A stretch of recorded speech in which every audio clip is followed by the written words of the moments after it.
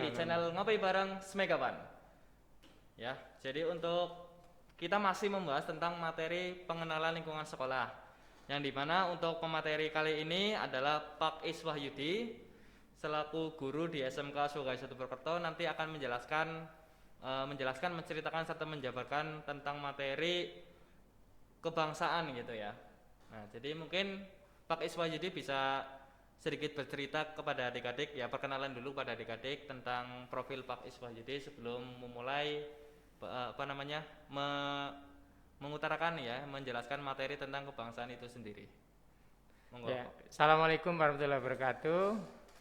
Untuk siswa-siswi baru SMK Sugai 1 Purwokerto yang sedang mengikuti MPLS, perkenalkan, nama saya Is Wahyudi, biasa dipanggil Pak Is. Ya, kebetulan di sini saya mengampu mata pelajaran Pendidikan Pancasila dan Kewarganegaraan.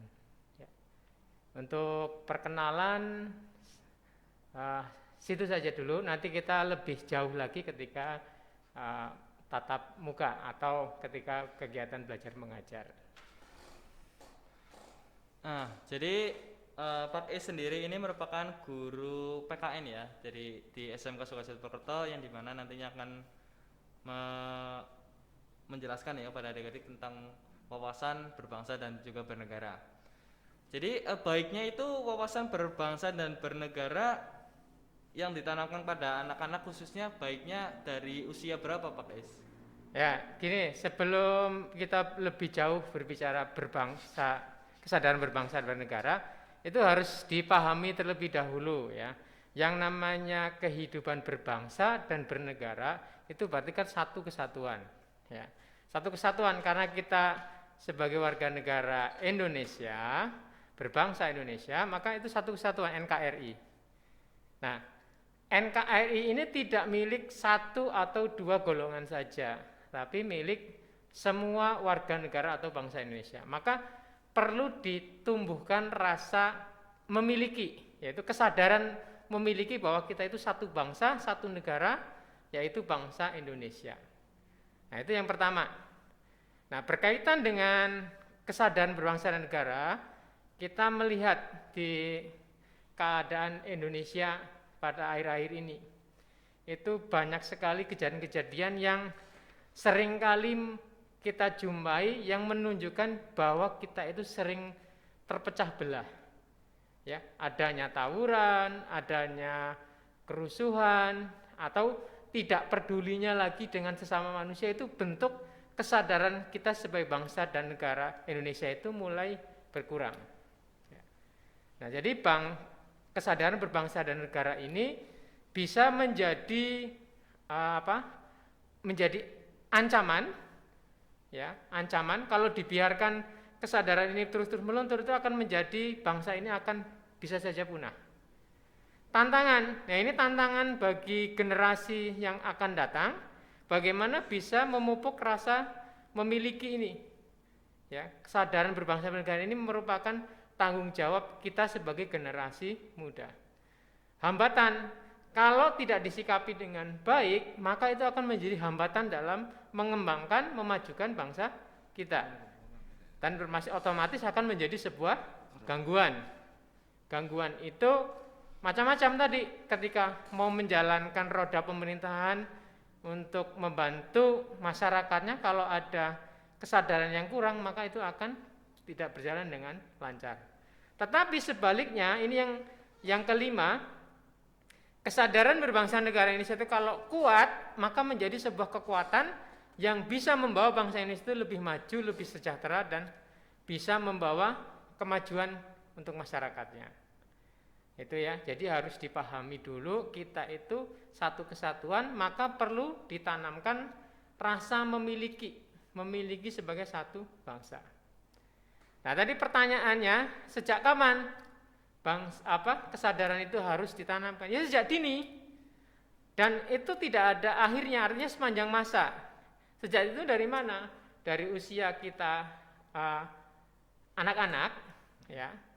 Makanya dari SD, kemudian SMP, SMA dan sampai perguruan tinggi pun itu harus ditanamkan nilai-nilai kebangsaan. Ya, dalam arti itu kita harus memiliki rasa cinta atau nilai-nilai bela negara. Bela negara itu meliputi bermacam-macam, diantaranya satu, cinta tanah air. Nah, cinta tanah air ini kalau di era perjuangan ya gitu, dengan berjuang melawan penjajah. Tapi di era sekarang itu kita tidak harus berjuang, tapi dengan cara apa? Paling tidak kita mengetahui sejarah perjuangan bangsa Indonesia.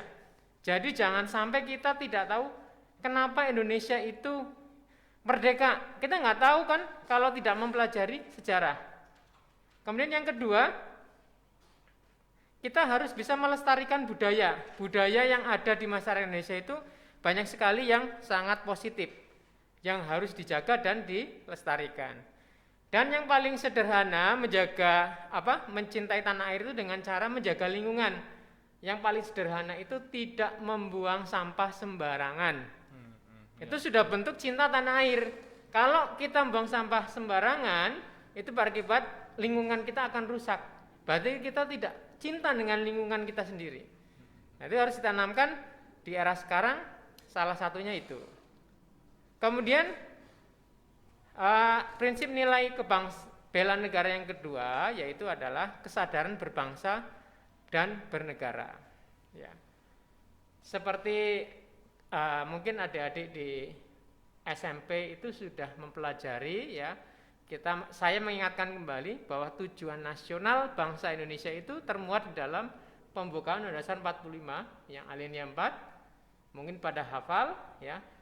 Saya sebutkan diantaranya itu, yang pertama itu melindungi segenap bangsa Indonesia dan seluruh tumpah darah Indonesia, memajukan kesejahteraan umum, mencerdaskan kehidupan bangsa dan ikut serta melaksanakan ketertiban dunia. Ini yang utama. Ya. Ini bisa akan terwujud kalau kita sadar akan persatuan, ya, akan kita itu mencintai bangsa Indonesia itu dengan baik, sehingga cita-cita nasional yang itu akan bisa tercapai. Kemudian yang perlu diperhatikan lagi, kita juga memiliki ideologi Pancasila. Ideologi yang sudah sangat pas sesuai dengan kepribadian bangsa Indonesia. Karena ideologi-ideologi yang ada di dunia itu banyak sekali, tapi yang paling pas diterapkan di Indonesia itu adalah Pancasila. Kemudian nilai yang lain yaitu rela berkorban untuk bangsa dan negara. Rela berkorban itu tidak harus seperti masa penjajahan dulu kita berjuang mengangkat senjata untuk berperang. Rela berkorban itu misalnya mengutamakan kepentingan umum dibandingkan kepentingan pribadi atau golongan. Kemudian kemampuan bela negara ini yang harus ditanamkan di lingkungan mana saja. Itu yang pertama itu adalah disiplin. Tidak ada orang yang karena disiplin kemudian hidupnya itu merana. Rata-rata orang yang sukses, orang yang maju itu karena disiplin, kerja keras. Jadi kalau orang malas-malesan, ya itu jauh dari kesuksesan. Ya.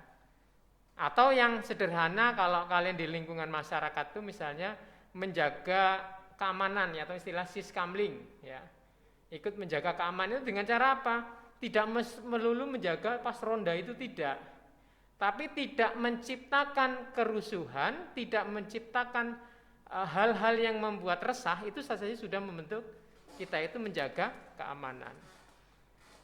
Nah, itu. Jadi untuk pengertian tentang bela negara tadi seperti itu ya Pak Is. Ya. Nah, jadi tidak harus berjuang ya kayak perang dan sebagainya, tapi untuk peperangan kecil, misal kehidupan sehari-hari, misal membuang sampah pada tempatnya, Ya, saling tolong menolong, dan juga beribadah pada Tuhan yang sesuai dengan agamanya, saling menghargai, toleransi beragama, itu termasuk salah satu aksi bela negara seperti itu. Ya, betul sekali ya. Nah, lalu untuk sikap nasionalismenya itu seperti apa?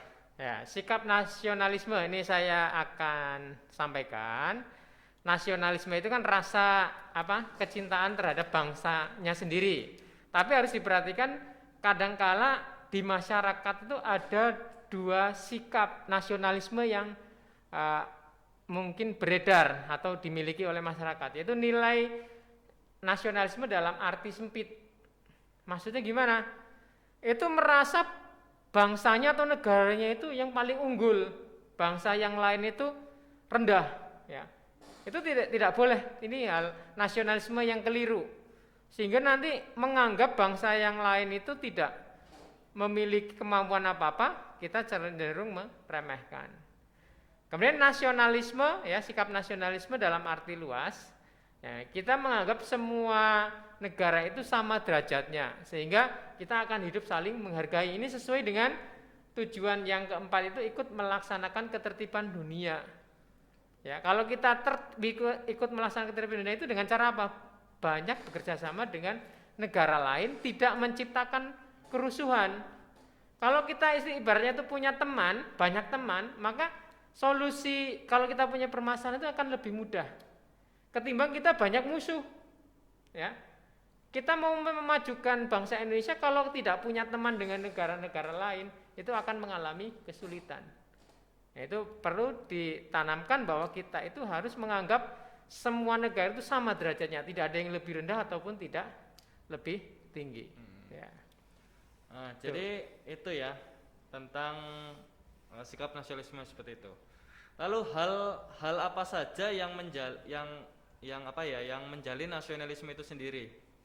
Ya, hal-hal yang bisa menjalin nasionalisme di antara masyarakat itu yang harus diperhatikan. Yang pertama itu kita harus bisa memahami bahwa persamaan suku, ya. Kan kita berada di Indonesia itu kan memiliki beribu-ribu pulau dengan memiliki suku bangsa atau adat istiadat yang berbeda.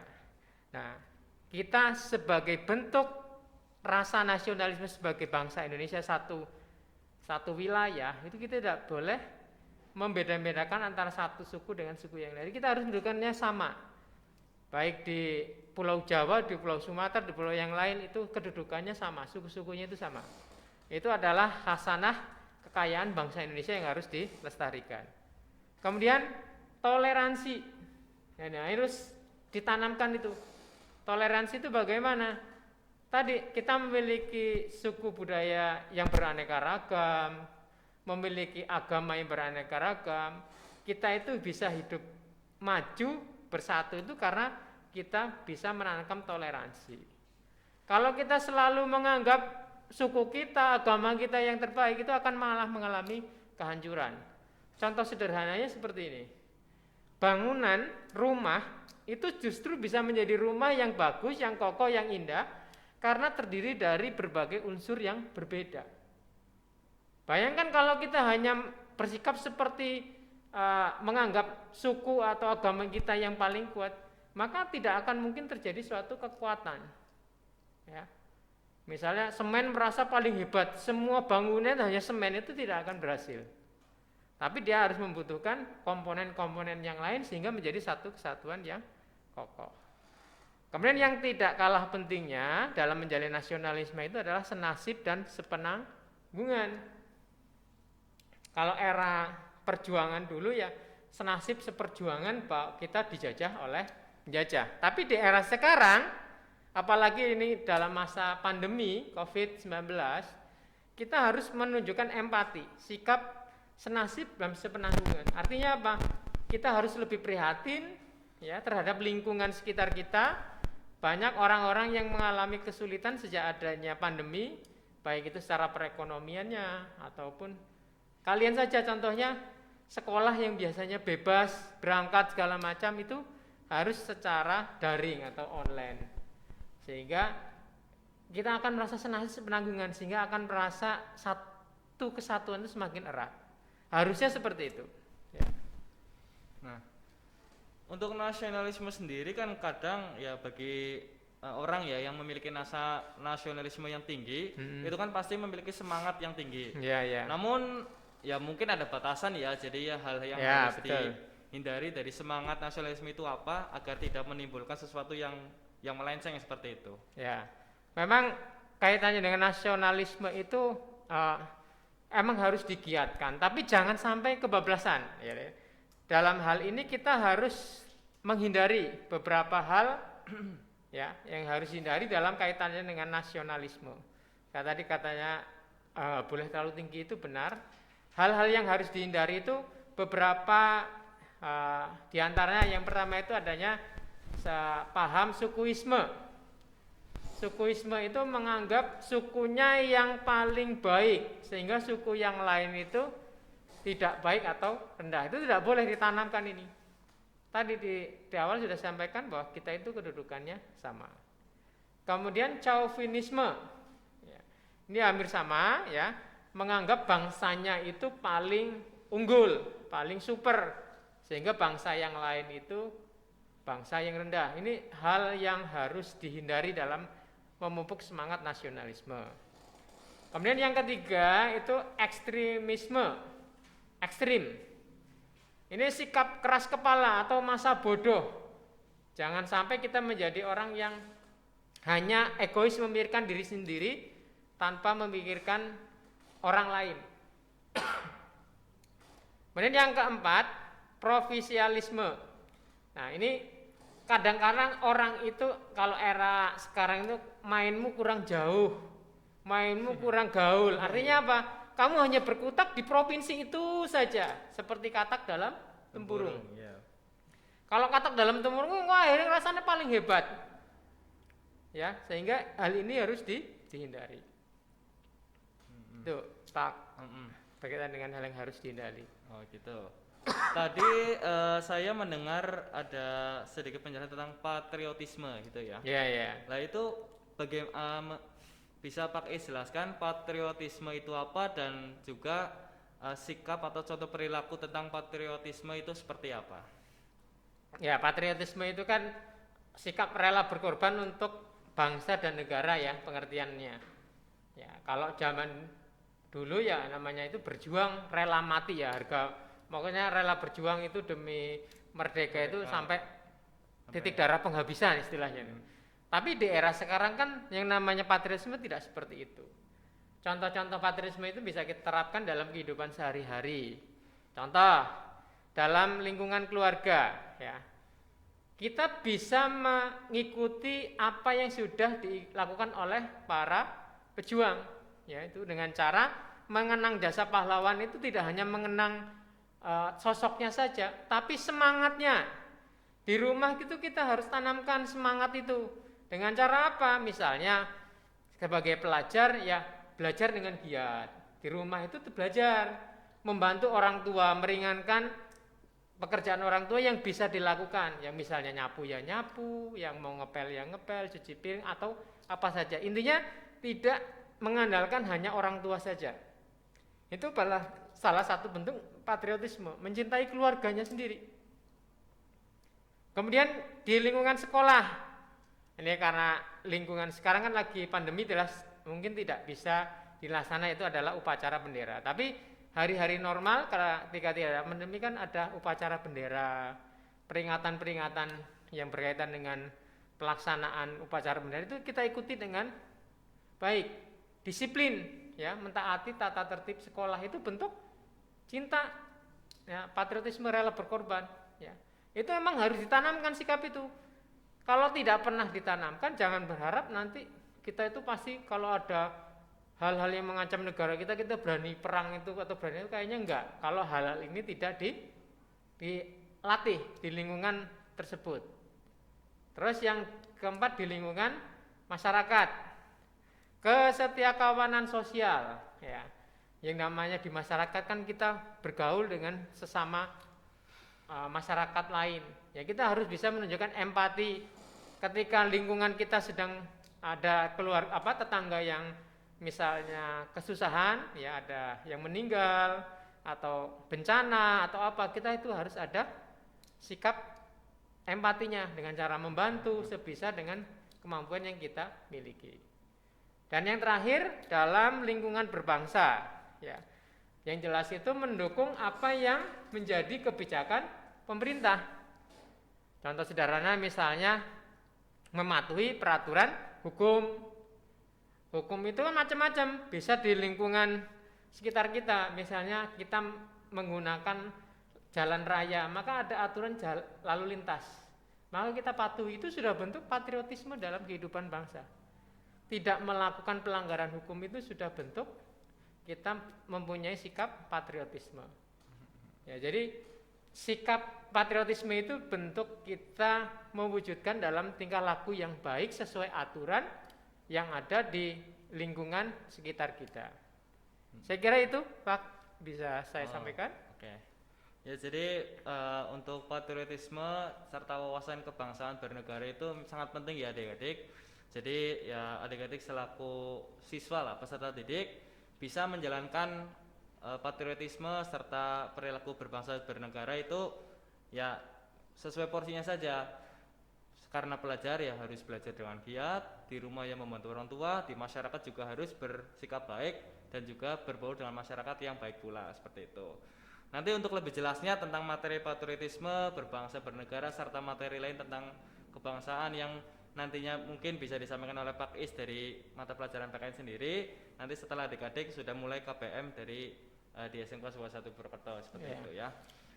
Mungkin itu saja materi berbangsa bernegara serta patriotisme yang sudah disampaikan oleh Pak Is. Semoga adik-adik bisa memahami dan juga mengamalkan lah ya, yang lebih baik lagi adik-adik di rumah yang harus bersikap yang membantu orang tua dan seterusnya, nanti untuk di sekolah selalu belajar yang giat seperti itu ya. SMK bisa sebagai satu istimewa ngopi bareng Smegawan.